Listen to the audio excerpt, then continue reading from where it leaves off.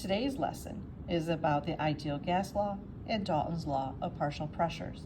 In other words, we're going to be working with PV equals nRT and COW, which means collected over water. Let's review our key variables here.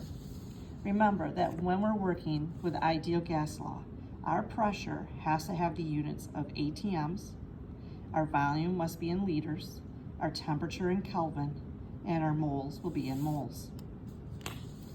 As a resource, remember our pressure conversions. Sometimes our problems can be given to us in torrs or millimeters of mercury.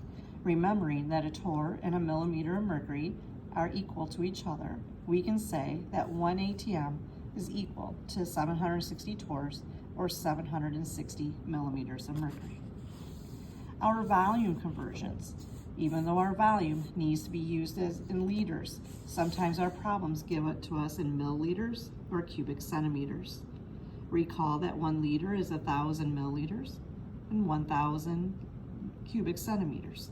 Remembering then that a milliliter and a cubic centimeter are equal to each other. Milliliters measures liquids and gases, and cubic centimeters measure solids. And our temperature conversion, even though they give us the temperature in degrees Celsius, we must add 273 to put it in the Kelvin scale. We learned the ideal gas law formula is PV equals nRT. R is a constant value, which will always be written as 0.0821 atmospheres dash liters, which means they belong in the numerator, divided by mole dash Kelvin, meaning both mole and Kelvin belong in the denominator. And then collected over water, we call them COW problems. In order to do our problem, to solve for pressure in our Pervenert equation, or if we were looking for it in a combined gas law, our P1, we must take the given pressure and subtract from it the water pressure, which in our textbook is on page 899 and it's in the table. So you look at the corresponding temperature and you find the pressure in millimeters of mercury. You then take that pressure, subtract it from the given, and this gives us the pressure of just the gas alone, which becomes our pressure in our PV equals nRT problem.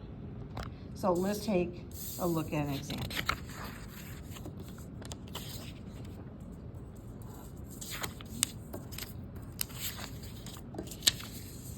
So it's going to say, calculate the volume. Oh, I don't want to do that one, sorry. It is going to say 193 milliliters of oxygen was collected over water on a day when the atmospheric pressure was 762 millimeters of mercury. The temperature of the water was 23 degrees Celsius. How many moles of oxygen were collected? So I see in my reading that it was collected over water. That is key. That means I have a COW problem. That means that the pressure that they're going to give me is not going to be the correct pressure, and I am going to have to correct for it. But let's start with this 193 milliliters. Milliliters measures my volume, but I know that my volume has to be in liters. So I'm going to have to take the milliliters and convert it to liters. Now they tell me that my pressure was 762 millimeters of mercury. I'm going to have to go to page 899 and look up its value. But in order to do that, I need to know what the temperature of the water was. Well, it was 23 degrees. So I'm going to go to page 899 and look up that value, and I'm going to subtract it to get my millimeters of mercury. However, I can't stop there because my pressure has to be converted to ATMs, because my ideal gas law requires my units to be in ATMs. So we'll use our conversion and go to ATMs. How many moles of oxygen were collected? So I'm looking for N. So remembering that my R is always a constant value, knowing to go from milliliters to liters, 1 liter is equal to 1,000 mils, and to go from ATMs to torrs or ATMs to millimeters of mercury, I can use this conversion. So this is my setup, and this is what my problem looks like when I have her done. So I converted my liters to milliliters to get 0.193 liters. I went to page 899 of my textbook. I looked up 23 degrees Celsius. 23 degrees Celsius is 21.1 millimeters of mercury. So I put in my 21.1 millimeters of mercury. I subtracted it to get this value, but I have to convert it to ATMs. So 1 ATM is 760 millimeters of mercury, which gives me this pressure. I have to convert my temperature to Kelvin, and now I can look for N. So here's my ideal gas law formula. I want to solve for N. That means I have to divide both sides by RT to get N by itself.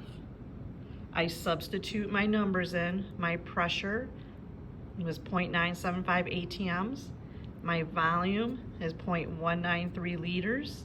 My R value goes in. Remember my R value. And my T value is in kelvins. And I plug and chug. I'm going to take these two numbers and multiply, then divide, and then divide. And I get this very small number. I need 3 sig figs, 3 sig figs, 3 sig figs, 3 sig figs, so I put it in 3 sig figs. How do my units work? Well, the ATMs and the liters are both in the numerator. They're on top. My ATMs and my liter here are in the denominator. So that's my bottom. So a top cancels bottom, top cancels bottom. Here I have Kelvin. The Kelvin is in the bottom, and my mole Kelvin is on top. So my bottom cancels my top, and I'm left with mole, which is on top. Remember, the rule is top, bottom, top. So I wanted mole, it was in the top, that would be the correct units.